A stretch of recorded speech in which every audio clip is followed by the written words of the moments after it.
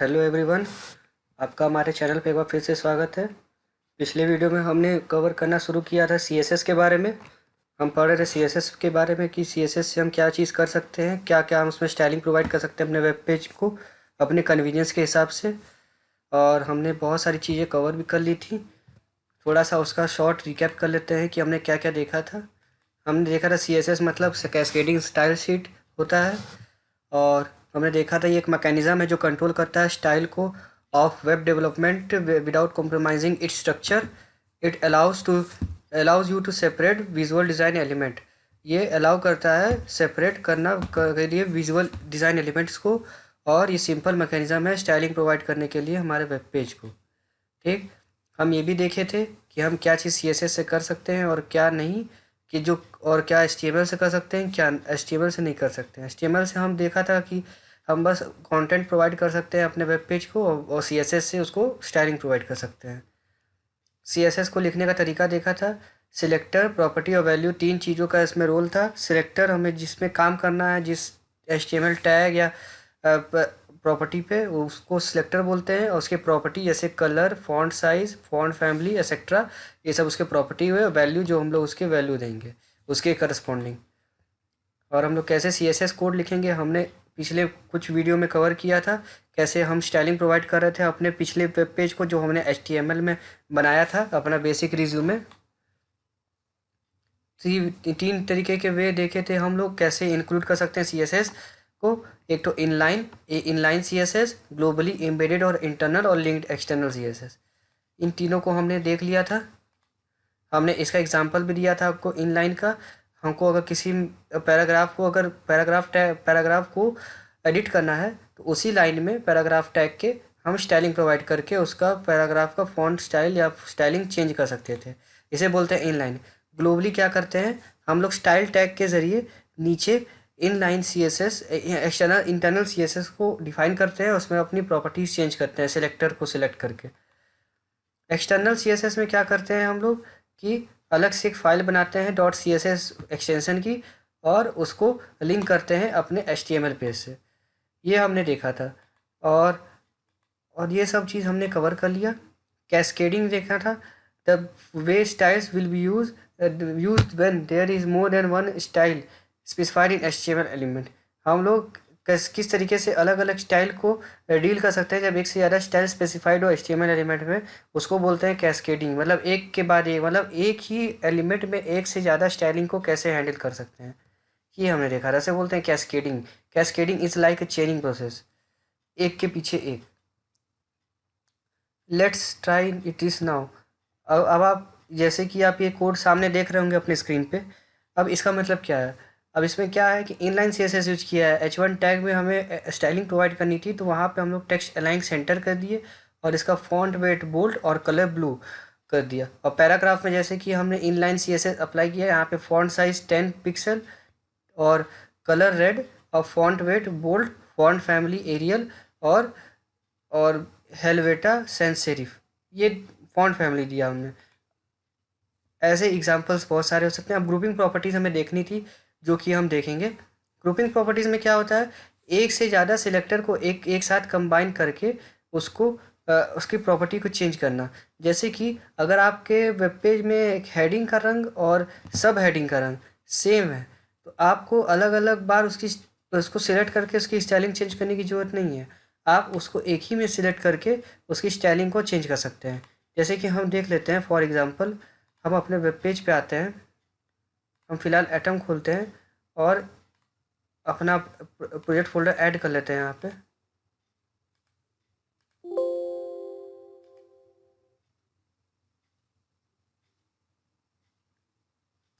यहाँ पे हम ऐड कर लेते हैं।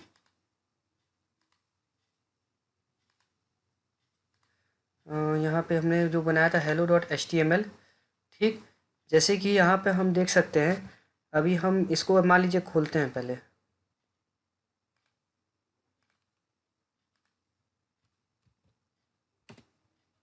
ठीक। हमने इतना काम किया था। इसका हमने बैकग्राउंड दिया था। गूगल फॉन्ट से फ़ॉन्ट लेके हमने फ़ॉन्ट दिया था। हॉवरिंग इफ़ेक्ट देखा था कैसे दे सकते हैं। इसके सारे इसको सारा स्टाइलिंग प्रोवाइड किया गया था। हमने देखा था कैसे कर सकते हैं। ठीक, तो आप यहाँ पे देख सकते हैं कि इसके पैराग्राफ का कंटेंट का, पैराग्राफ का कलर, हॉबीज़ के लिस्ट का कलर, क्वालिफ़िकेशन का कलर और स्किल्स के पैराग्राफ का कलर सेम है। तो हमको यहाँ पे बार बार एक ही चीज़ लिखने की ज़रूरत नहीं है। जो हमने यहाँ पे एक ही चीज़ बहुत बार किया है, जैसे कि यहाँ पे आप देख सकते हैं डॉट लिस्ट में, जैसे हेलो हेलो में आ जाते हैं। ठीक, पैरा है, ठीक, क्लास पैरा, ये हमने यहाँ पे यूज़ किया है। ठीक, और यहाँ पे लिस्ट में भी हमने क्या यूज़ किया है, ये पेंटिंग, ये सब क्या एक ही रंग का है। तो हमें क्या करना है, तो हमें कुछ नहीं करना है। और यहाँ पे जो भी हम पैरा है और यहाँ पे हम लिस्ट भी ले लेते हैं। आप देख सकते हैं इसका कलर और फॉन्ट स्टाइल तो दोनों सेम है, कोई डिफरेंस नहीं है। ठीक, तो आप बस यहाँ पे क्या कर सकते हैं, इन दोनों को कट करके आप पहले यहाँ डॉट लिस्ट कर देंगे। ठीक, यहाँ पे कर दिए डॉट लिस्ट और इसे एक बार के लिए कमेंट कर देते हैं। अब देखते हैं क्या चेंजेस आता है। हमने शायद सेव नहीं किया, कंट्रोल एस दबाएंगे और इसे हम सेव करेंगे। अब आप देख सकते हैं कि इसका कलर में कोई चेंज नहीं आया। इसे बोलते हैं HTCSS ग्रुपिंग प्रॉपर्टी। बस चेंज कहाँ आ गया कि इसका स्टाइल अभी चेंज हो गया, यहाँ पे मॉन्स्टेंट आ गया। ठीक, ये यहाँ पे चेंज हो गया। अब यहाँ पे इसका चेंज होने का रीज़न क्यों है, क्योंकि इसके यहाँ पे हम लोग मॉन्स्ट्रेंट यूज़ किए हैं और सैंड सेरिफ यहाँ पे यूज़ किए हैं, और यहाँ पे फ़ॉन्ट साइज़ इसका 18 पिक्सल हो जा रहा है, जबकि यहाँ पे कोई फ़ॉन्ट साइज़ नहीं था। तो इसके लिए और इसके वजह से हम उसको अलग अलग नहीं कर सकते फ़िलहाल इस केस में। अगर आपको ऐसे जगह लगे कि जहाँ आपका बहुत सारी चीज़ें एक जैसी हो रही है, उसको आप कंबाइन करना चाहते हैं, तो आप उसको यूज़ कर सकते हैं। तो ये होता है CSS ग्रुपिंग प्रॉपर्टी। अब हम करेंगे तो वापस ये ऐसे हो जाएगा। ठीक, ये होता है ग्रुपिंग सिलेक्टर, एक से ज़्यादा सिलेक्टर को एक के साथ यूज़ करना। ठीक, ये हो गया। क्लास सिलेक्टर हमने देख लिया। क्लास सिलेक्टर जैसे होता है वैसे ही आपका नॉर्मल टैग सिलेक्टर भी होता है। आप टैग को भी सिलेक्ट करके वैसे ही कर सकते हैं, कोई दिक्कत नहीं है, सेम वर्क करेगा जैसा कि हमने देखा। जैसा कि एक यहाँ मैंने एग्जांपल दिया है, आप ही एग्जांपल को देखिए। ये आप इससे अंदाज़ा लगा सकते हैं इस टैग से कि आपका ये, सॉरी, ये कौन सा CSS यूज हुआ है। ये इंटरनल CSS है, क्योंकि स्टाइल टैग के बिटवीन है और ये उसी पेज में होगा जिस वेब पेज पे हमारा HTML का कंटेंट होगा। तो यहाँ पे क्या किया है, पैराग्राफ में फ़ॉन्ट फैमिली ये सब एक ही है। यहाँ भी देखिए, मतलब जितना भी ये सब था, सब चीज़ एक ही में किया हुआ है। तो इसको एक साथ करने में कम लाइन ऑफ कोड, कम डिक्रीज़, मतलब नंबर ऑफ कोड डिक्रीज़ हो गया। तो इस तरीके से हम उसको एग्जाम्पल के थ्रू आपको डेमोन्स्ट्रेट कर सकते हैं, क्लास एग्जाम्पल। तो tag and classes are use in combination. यहाँ पे क्या हो रहा है, टैग और क्लास को हम लोग एक साथ यूज़ कर रहे हैं। यहाँ टैग भी है और क्लास भी है। तो तो हम लोग इस दोनों को एक साथ भी यूज़ कर सकते हैं, अलग अलग भी यूज़ कर सकते हैं। इट डिपेंड्स अपॉन यू कि आप उसको कैसे यूज करना चाहते हैं। तो हम आगे बढ़ते हैं, applying styles to the portion of document. ठीक, तो हमने इसमें डिव कवर कर लिया था, डिव में हम लोग कैसे स्टाइल प्रोवाइड करेंगे, लेकिन हमने स्पैन नहीं देखा था, स्पैन क्या काम करता है। तो स्पैन के लिए, स्पैन क्या करता है, wrap a portion of text into a unit but doesn't cause a line break. Span क्या करता है, रैप करता है portion of text in a unit but doesn't cause any line break, ये लाइन ब्रेक नहीं करता है। Allow styles to be applied elemental region such as portion of a paragraph. ठीक, जैसे कि पोर्शन ऑफ पैराग्राफ में आप देख सकते हैं कि उसमें लाइन ब्रेक प्रोवाइड नहीं करता है, वो लिखते जाता है। तो हम इसको भी देख लेते हैं अभी, इसको भी अभी हम तो इसको भी अभी हम लोग देख लेते हैं स्पैन में क्या होता है। जैसे कि हम अपने इस पेज में आते हैं। ठीक, हम लोग HT क्वालिफिकेशन के आगे हम स्पैन लगा देते हैं। ठीक, कंट्रोल X किया, ये कंट्रोल V, ठीक से कंट्रोल S कर दिया। अब हम देखते हैं इसमें क्या चेंज आ जाता है। अब आप देख सकते हैं कि यहाँ पे कुछ ज़्यादा चेंज नहीं आ रहा है। क्यों, क्योंकि ये लाइन ब्रेक प्रोवाइड नहीं कर रहा है। जैसे कि अगर हम स्पैन के अंदर कोई चीज़ लिखेंगे, जैसे कि यहाँ लिखा है wrap the portion of text into unit but doesn't cause line break. ये लाइन ब्रेक इस पे वो नहीं होगा, मतलब ये लाइन ब्रेक मतलब ये लाइन अपना नहीं चेंज करेगा। हम देख लेते हैं वह कैसे हो रहा है ये। ठीक, जैसे ये हुआ, हम यहाँ पे अब लाइन ब्रेक लगाते हैं।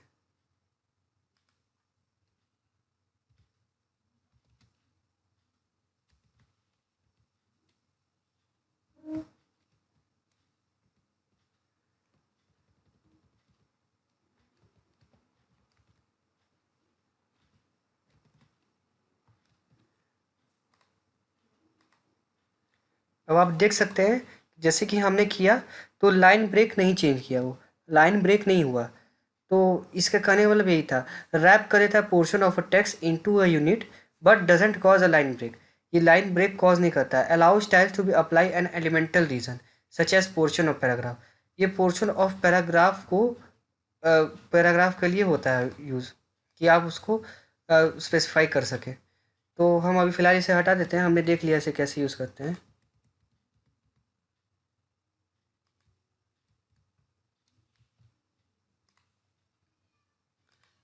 ठीक, तो ये हो गया।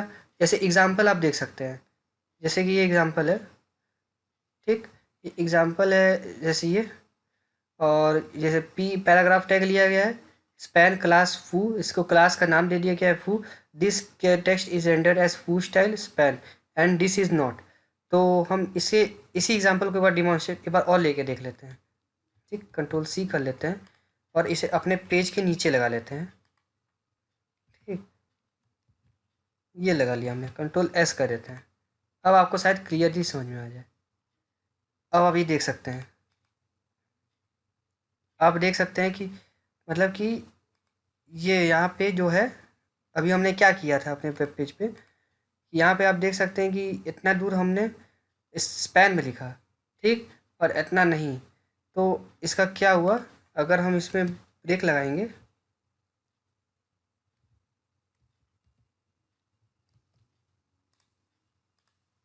सिर्फ इतना ही पोर्शन ब्रेक में हुआ, इतना नहीं हुआ। तो ये होता है मतलब स्पैन का।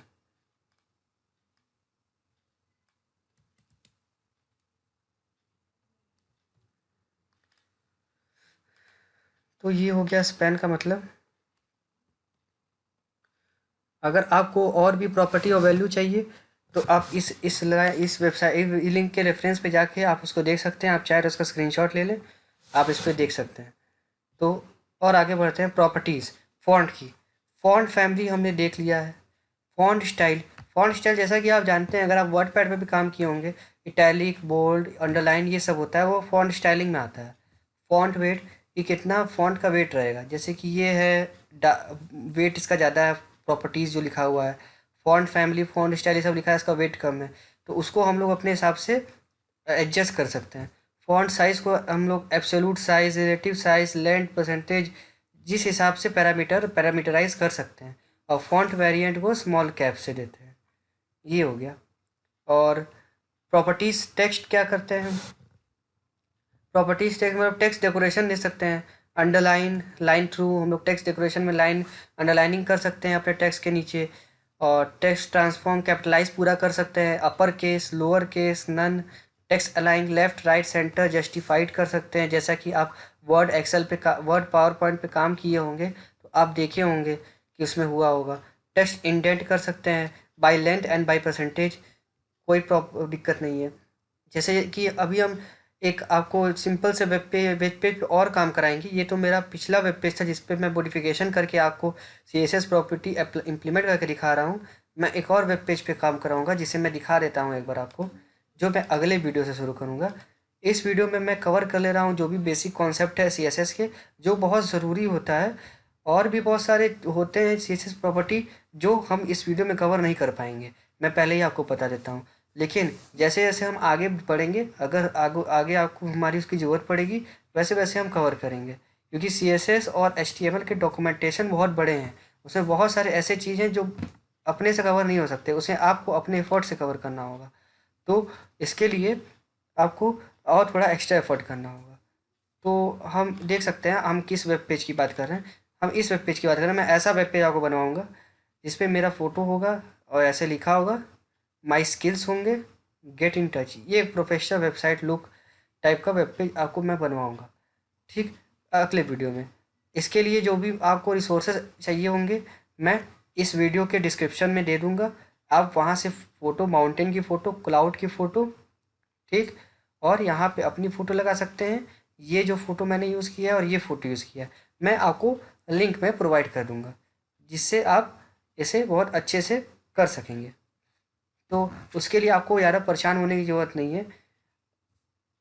तो आगे बढ़ते हैं। ये अभी थोड़ा आपको अभी भी ऑकवर्ड लग रहा होगा, लेकिन उसके कंपैरिजन में, क्योंकि मैं इसमें इस वेब पेज को बस एज अ ट्रायल एक्सपेरिमेंट करने के लिए CSS प्रॉपर्टीज़ को आपको डिमॉन्स्ट्रेट करने के पर्पज़ से मैंने दिखाया कि आप उसको अप्लाई करते हुए देखें, खुद से अप्लाई करें, बने हुए चीज़ पे अप्लाई करेंगे तो आपको ज़्यादा समझ में आएगा। नए सिरे से बनाने में और बने बनाए चीज़ को मॉडिफाई करके फिर से उसको रिक्रिएट करने में दोनों में डिफरेंस होता है। तो इसीलिए तो ये हो गया। अब हम आगे प्रॉपर्टीज़ देख सकते हैं, एब्सोल्यूट और रिलेटिव। दो तरीके के प्रोपोजिशन होते हैं, एब्सोल्यूट और रिलेटिव। एब्सोल्यूट मतलब क्या होता है कि जैसे कि आप अगर कोई भी वेब पेज पे आप देखेंगे फ़ोटो है, ठीक, उसको जब आप एब्सोल्यूट करेंगे तो वो अपनी जगह से हिलेगा नहीं, वो फिक्स रहेगा, ठीक। और जब रिलेटिव कर देंगे वो तो आप जैसे उसको अपने हिसाब से चाहें उसको आप फ्लो कर सकते हैं, जो मैं आगे के वीडियो में दिखाऊंगा जब मैं वो वेब पेज बनाऊंगा। आपको ये सब चीज़ कवर हो जाएगा। जेड इंडेक्स इस वीडियो में तो नहीं कवर हो पाएगा, या अगले वीडियो में। जेड इंडेक्स के टॉपिक में अगले जब बूटस्ट्रैप शुरू करूँगा उसमें जो मैं एक आपको वेब पेज बनवाऊँगा उसमें मैं बताऊँगा जेड इंडेक्स का मतलब क्या है, जेड इंडेक्स कैसे यूज़ करते हैं, उसका पर्पज़ क्या है, ठीक। A few more detail about positioning. Positioning क्या होता है? Upper left corner correspond to 0 0। The value of top bottom right left can be express in length and percentage. जो वैल्यू होती है टॉप बॉटम राइट लेफ्ट की, वो express होती है लेंथ और परसेंटेज से, ठीक। मतलब जो भी हम लेंथ देते हैं उसको परसेंटेज से, पिक्सल से, EM से, REM से। अब EM नहीं यूज़ होता है, अब REM यूज़ होता है, ठीक। रिलेटिव एमरिमेरेबल यूनिट इसे बोलते हैं। Z index stacking order is called Z index. जैसे एक्स इंडेक्स, वाई इंडेक्स हम लोग 2 डायमेंशनली काम करते हैं। जैसे कि अगर आपको एक फ़ोटो के ऊपर दूसरा फ़ोटो ओवरलैप कराना है, ठीक, जैसा कि मैं आपको एग्जांपल में दिखाई देता हूँ कि मैं किस वेब पेज की बात कर रहा हूँ जहाँ आपको जेड इंडेक्स देखने को मिलेगा। मैं आ जाता हूँ अपने इस पेज पे। जैसे कि आप देख सकते हैं यहाँ पे ये ऊपर का बैकग्राउंड, नीचे के बैकग्राउंड, ये नीचे वाला फ़ोटो ओवरलैप हो गया है दोनों आपस में। तो ये कैसे है? जेड इंडेक्स की वजह से है। तो मैं ये दिखाऊंगा जब मैं ये आपको बनवाऊंगा। ये वेब पेज मैं तब बनवाऊंगा आपको जब हम बूटस्ट्रैप पढ़ेंगे। बूटस्ट्रैप पढ़ेंगे तो तब मैं आपको दिखाऊंगा कैसे ये वेब पेज डिज़ाइन करेंगे इसको इस तरीके से, ठीक। तो उस समय हम देखेंगे कैसे जेड इंडेक्स का रोल होता है वहाँ पे, ठीक। ये हो गया। और तो इसकी पोजिशनिंग में कोई वैल्यू नहीं होता है, 1 2 0 1 2 में होता है। या तो 0 मतलब पीछे, 1 आगे और 2 उसके आगे। मतलब 1 सेंटर में होता है, 0 पीछे और 2 आगे होता है। ये होता है। तो कुछ और CSS के एग्जांपल हैं जो आप देख सकते हैं, स्क्रीनशॉट ले सकते हैं चाहे तो। अगर आप चाहें तो इसमें भी मैंने इंटरनल CSS यूज करके लिखा है, और कोई इसमें ज़्यादा कुछ खास नहीं है। अब using boxes and positioning for layout. Boxes और ये सब बहुत ज़्यादा इंपॉर्टेंट नहीं है CSS में। बॉक्सेस और ये सब आपको यूज़ करना भी है, तो हम देखते हैं इसको कैसे यूज़ कर सकते हैं। हम आते हैं अपने वेब पेज पे।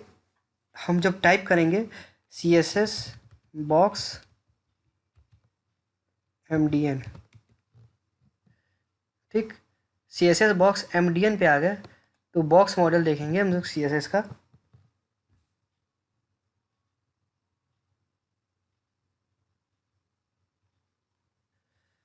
हम लोग जैसे इसके बॉक्स पे आ गए। अब आप देख सकते हैं बहुत तरीके के बॉक्स हैं। आपको ऐसे सिंपल रेक्टेंगुलर बॉक्स मिल सकता है, बॉक्स के अंदर बॉक्स दिख सकता है, 1 आइटम 2 आइटम 3 आइटम लिखा हुआ है, और यह बॉक्स के अंदर एक बड़ा बॉक्स दिख सकता है। तो वो आप अपने हिसाब से पोजिशनिंग कर सकते हैं उस बॉक्स की। तो उस पर बहुत बहुत बड़ी बात नहीं है आपको। बॉक्स को करने के लिए। हम देख लेते हैं इसको इम्प्लीमेंट भी कैसे करेंगे, कोई दिक्कत नहीं है। हम इसमें भी इसको भी हम देख लेंगे। जैसे हम W3 स्कूल्स में आते हैं साइट पे, जो भी दोनों बेस्ट साइट है आपकी डॉक्यूमेंटेशन मदद करने के लिए। देख सकते हैं CSS बॉक्स मॉडल कैसे है। ये बॉक्स मॉडल है। ट्राई इट योर सेल्फ पे हम जब आएंगे, it take just time for opening because of slow net connection.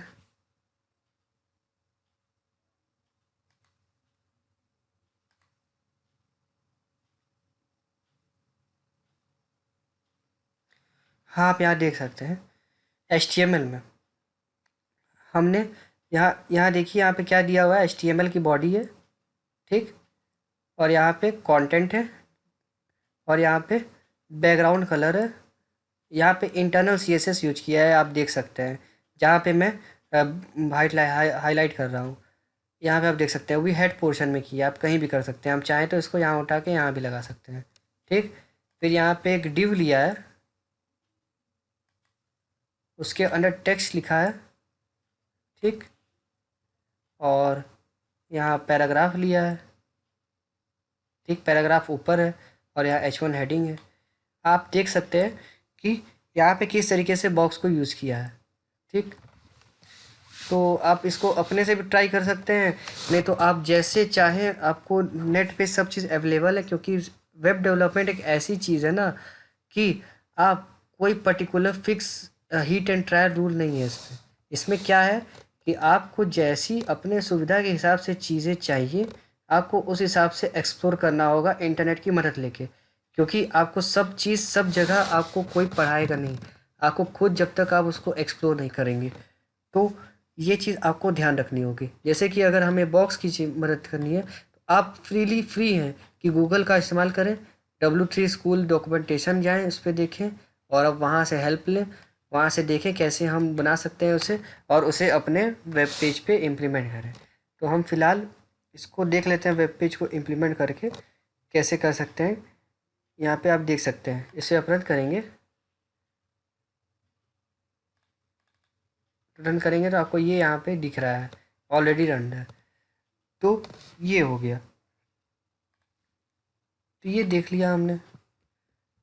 अब इन बॉक्स हमें ये सब देख लिया, बॉर्डर और ये सब एग्जांपल्स। जैसा कि आप एग्जांपल देख सकते हैं, एक फ़ोटो है, उसके ऊपर बॉर्डर दिया गया है।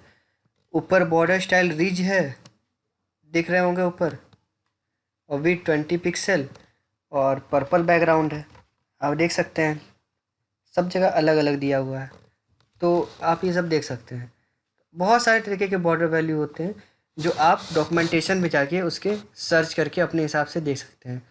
जैसे कि आपकी कोई आर्ट गैलरी की वेबसाइट है, वहाँ आपको अपने फ़ोटो को फ्रेम्स में रखना है, तो आप यहाँ पे फ्रेम भी यूज़ कर सकते हैं। आपको इस टाइप का भी यूज़ कर सकते हैं frame, dash outset frame use कर सकते हैं, इनसेट फ्रेम यूज़ कर सकते हैं, रीच फ्रेम यूज़ कर सकते हैं, ग्रुप फ्रेम यूज़ कर सकते हैं अपने फ़ोटो को वेरी वो करने के लिए, डेकोरेट करने के लिए। मोर स्टफ विथ CS देखने के लिए बैकग्राउंड पे आते हैं। Background colour, background URL, background image आप CSS की मदद से भी लगा सकते हैं। आप बैकग्राउंड कलर चेंज कर सकते हैं। बैकग्राउंड इमेज में URL में आप इमेज का पाथ दे देंगे, ठीक। बैकग्राउंड रिपीट भी करा सकते हैं बैकग्राउंड को आप। नो रिपीट करेंगे तो कोई रिपीट नहीं होगा। रिपीट X रिपीट Y, मतलब रिपीट X करेंगे तो वो रो वाइज रिपीट करेगा, और रिपीट Y करेंगे तो कॉलम वाइज रिपीट करेगा। तो आप बहुत सारा चीज़ एक्सप्लोर कर सकते हैं इसमें। और ये आ गया repeat example, background image repeat. Background repeat x से देखिए रो वाइज रिपीट हो रहा है, ठीक। रिपीट वाई करेंगे, कॉलम वाइज रिपीट हो रहा है, ठीक। एक्स और वाई करेंगे, दोनों जगह से रिपीट हो रहा है। तो ये इट डिपेंड्स अपॉन यू, आप कैसे यूज़ करते हैं उसे, ठीक। CSS generator for scroll bar के लिए आप इस लिंक पे जा सकते हैं उसको और एक्सप्लोर करने के लिए। आप स्क्रोल बार को कैसे कलर कर सकते हैं, चेंज कर सकते हैं, आप सब चीज़ की स्टाइलिंग कर सकती हैं CSS से। बस आपको क्या है, उसके डॉक्यूमेंटेशन, उसके प्रॉपर्टी सिलेक्टर के बारे में मालूम होना चाहिए, ठीक। ये हो गया। अब कर्सर प्रॉपर्टी भी आप चेंज कर सकते हैं। Cursor property display when pointing an element, जैसे कि हमने हॉवर इफेक्ट देखा, जैसे कि हम अपने वेब पेज पर हॉवर इफेक्ट देखा, ये एक कर्सर प्रॉपर्टी में ही आता है। हॉवर इफेक्ट भी कर्सर, जैसे कि मैंने अपना कर्सर रखा तो ये येलो हो गया, तो ये एक हॉवर इफेक्ट भी कर्सर प्रॉपर्टी में ही आता है। ठीक, हाउ टू डू एग्जाम्पल, ये एग्जाम्पल डॉट इज आपको जाके W3 स्कूल्स का ही लिंक है, आप इस पे जाके देख सकते हैं। ठीक, तो इतना सारा चीज़ हो गया। अब हम बात करते हैं, बस कुछ लास्ट कंक्लूजन बचा है और कुछ नहीं। हमने जो भी बेसिक चीज़ें थी CSS की कवर कर चुके हैं। ठीक, तो CSS की बेसिक चीज़ कवर करने के बाद अब बात आती है प्रैक्टिकल इम्प्लीमेंटेशन की। प्रैक्टिकल इम्प्लीमेंटेशन में जैसा कि मैंने आपको दिखाया कि हमें क्या बनाना है, व्हाट वी विल मीट, तो हम देख लेते हैं एक बार फिर से। हमें ये बनाना है इस तरीके की साइट, ऐसा साइट रहेगा। ठीक, नीचे मेरा फ़ोटो, मेरी स्किल्स रहेगा, और नीचे गेट इन टच, मतलब एक मतलब रिस्पॉन्सिव वो रहेगा, मतलब कि आप कैसे कॉन्टैक्ट अस टाइप का। ठीक, बटन रहेगा, ये बटन पे क्लिक करेंगे तो आप अपने ईमेल पे आ जाएंगे। ठीक, ये रहेगा। तो हमें ये बनाना है, तो हम ये कैसे बनाएंगे, हम अगले वीडियो में देखेंगे। अगले वीडियो में हम देखेंगे कि कैसे हम ये सुंदर सा वेब पेज सिर्फ प्योर CSS और HTML से डिज़ाइन कर सकते हैं। तो बने रहिए हमारे चैनल के साथ, हमारे वीडियो के साथ। अगर हमारी वीडियो आपको पसंद आई हो तो हमारे चैनल को सब्सक्राइब करें, शेयर करें और अपना वैल्यूएबल सपोर्ट दें। अगर आप हमारे चैनल पर नए हैं तो हमारे चैनल को ज़रूर सब्सक्राइब करें और बेल आइकन दबाना न भूलें।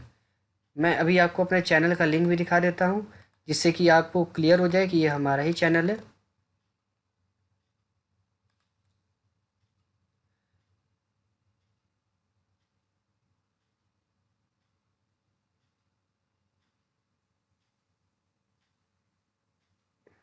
बस ये थोड़ा टाइम लेगा, खुल जाएगा।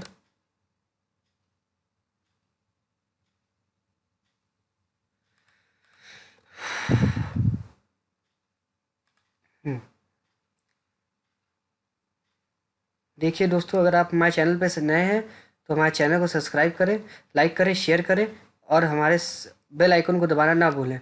ये है हमारा चैनल। हम अपने प्लेलिस्ट पे काम कर रहे हैं, जिस पे हमने HTML कवर कर लिया है और CSS पे काम कर रहे हैं। अगर आपको हमारा वीडियो अच्छा लगा हो तो आप हमारे चैनल को ज़रूर सपोर्ट करें। आपका सपोर्ट हमारे लिए मैटर करेगा, जिससे हमें मोटिवेशन मिलेगा और वीडियोज़ बनाने के लिए। So thank you for watching this video.